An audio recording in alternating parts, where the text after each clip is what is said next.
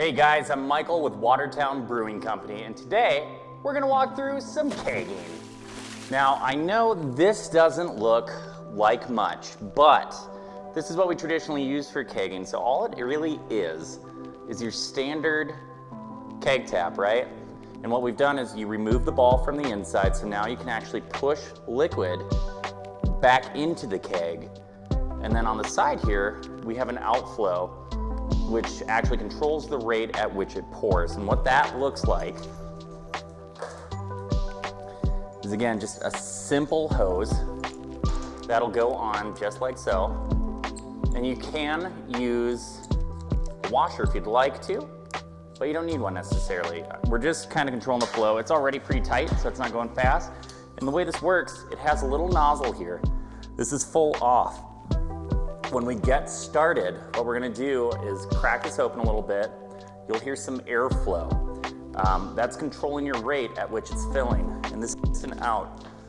And then push it out from the keg, and by keg I mean bright tank right behind me here, and we maintain essentially a serving pressure. But what we gotta do first is check our carbonation. So let's do it. All right guys, we're gonna go ahead and check that carbonation. We've had this going now a couple days. We're really shooting for, this is gonna look like a big glass of foam. That's kind of what it should look like.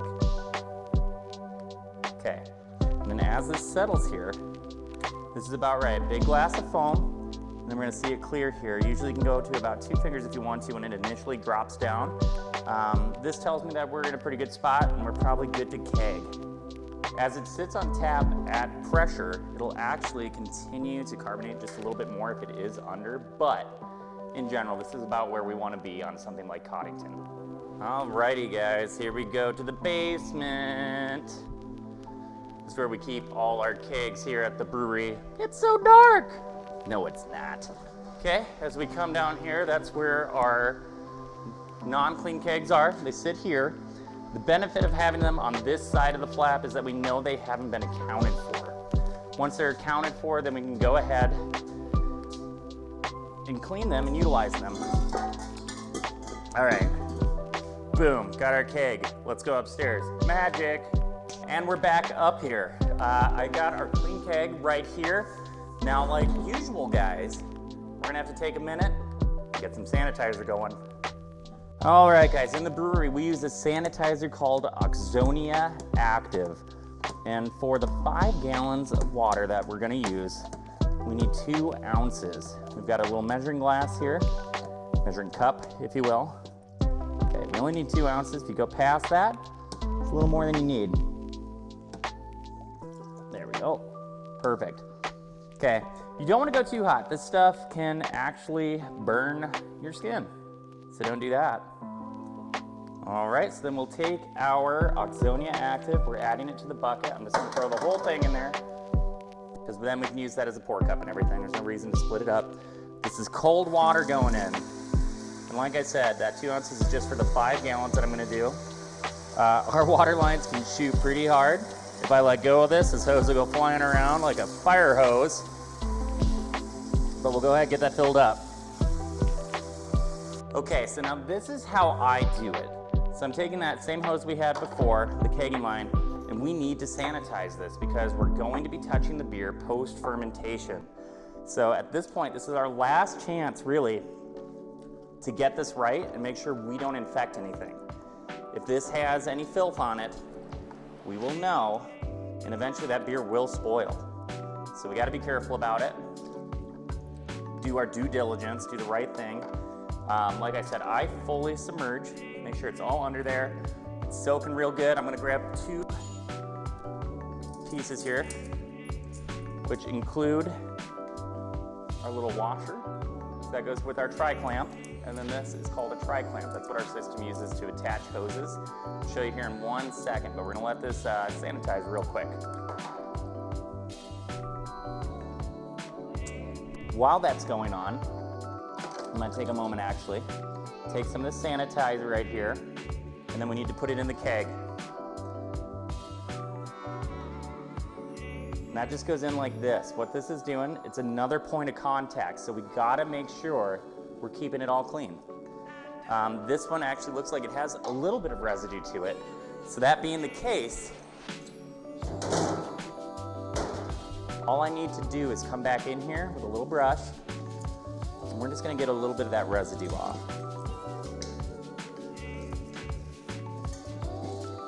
Just making sure that's nice and clean. Again, guys, this sanitation, that is 90%, I would almost say, of what we do in brewing. It's just cleaning. So you gotta make sure it's really, really nice and clean. All right, that's looking good. We'll let that sit for 1 second, and then we'll get to kegging. All right, so while that's sanitizing, I'm gonna go ahead and we're gonna pop our CO2 off. The way we have this set up, this is our CO2 line. It goes into the tank here for carbonation. I'm just popping that off, and you see how it's another one of these tri-clamps? That's all we gotta do. Now I gotta bump it over to the other side. I'll show you what I mean. All right, so this is going over to the other side of the bright tank. A little heavy, it's a brand new tank. There we go. Okay, so right here, this is what we're looking at. This needs to pop off. I still have my line from the other side that's nice and sanitized. This side always picks up maybe a little bit of residue to it just because there is evaporation occurring in the tank. And so I'll take this line, so we have CO2 pressure to work with. We're gonna hook that up.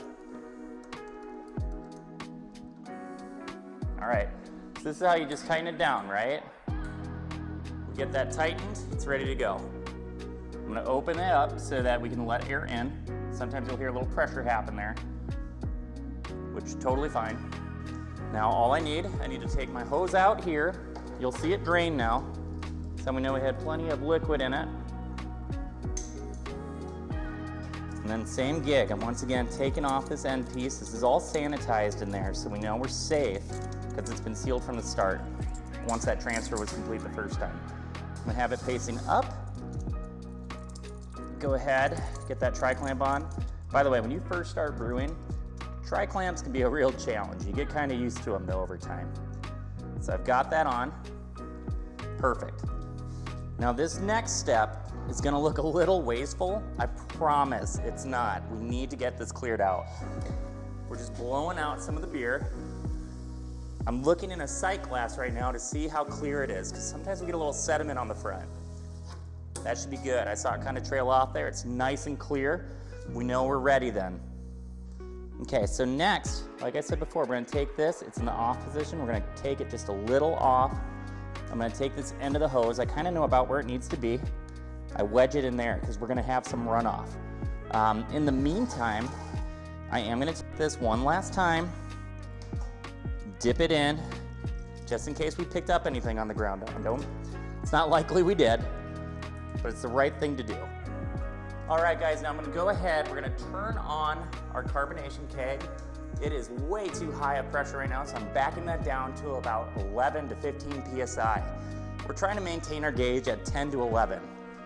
Why, you might ask? Serving pressure. Now, when we put this on, you're going to hear the gas pop. Okay, so listen close. You hear it?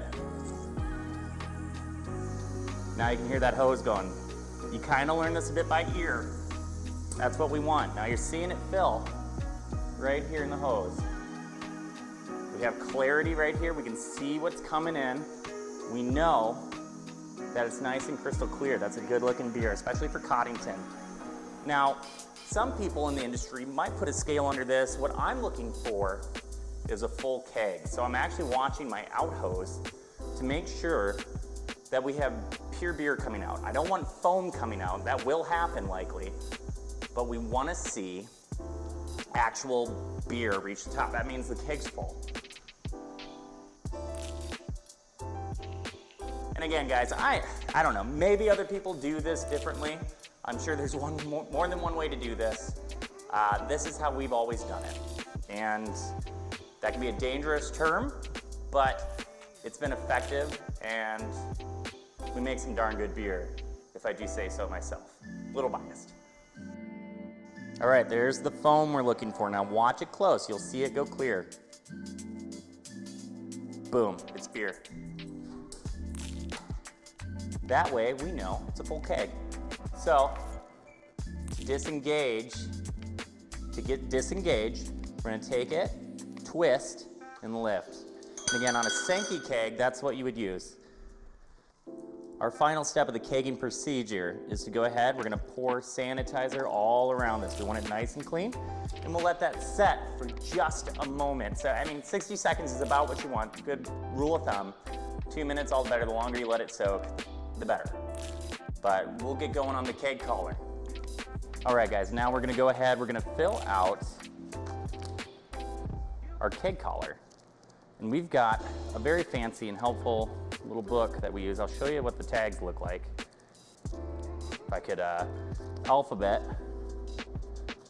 So this is on an Avery sheet of stickers. What's nice about this is I can then take this, pop off my label, and that's an Avery 45160. So then I can take this, stick it right on our label here. We know the date is December 20th. So we mark December, we mark the 20th, and we have a 5/16 keg. So that's perfect. That's all we need to do. We'll pop out the center. Whoopsie. And we'll go slap that on the keg. All right, and then that just goes on like so. I've got a little sanitizer in there. Boom. No more sanitizer in there. And we're ready to go slap that on tap. Okay, so every brewery is a little different. The way we do this is we go ahead and we stick them under in a fridge, and then we have taps on top. Other people do this from the back. Okay, so this is a Sankey keg. The way you tap this, it goes in. Ours are a little sticky sometimes, so they might try to launch and spray us, but we're gonna go down and fast, just like so. Not a bit of spray. It is now on. I will twist that, and now the air is activated.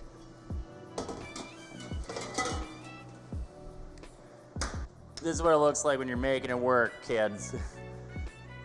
And you know that we have a separate distributing and front of house. Somebody sold the last Coddington tap handle. So you know what? Sometimes you just gotta make it work. We made it work. All right, taps on, plugs off. Let's pour a beer. All right, so you're seeing me rinse the glass. Reason we do that is one, we gotta get the glass a little colder. Two, we're getting any possible debris that's inside that glass out, so we have a nice clean drinking vessel.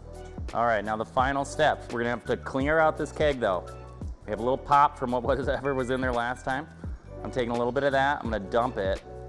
Just because guys, sometimes in breweries there is a little waste, that's no big deal. Give it another little rinse.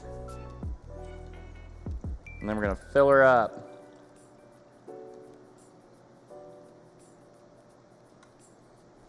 Bootyful. And that, friends, is how you keg a beer. Behold, clarity. All right, guys, so that's basically the kegging process from front to back, at least for Coddington.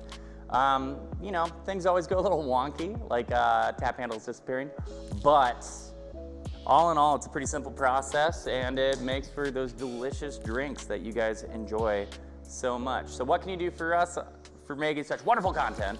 I'd love it if you guys just subscribe. You can see more of our process, how we do things, what's been successful for us, what hasn't, and maybe some good practices. If you have any questions, you can always ask. Just go down to the comments. Otherwise, please, guys, like, subscribe, and we'll see you next time.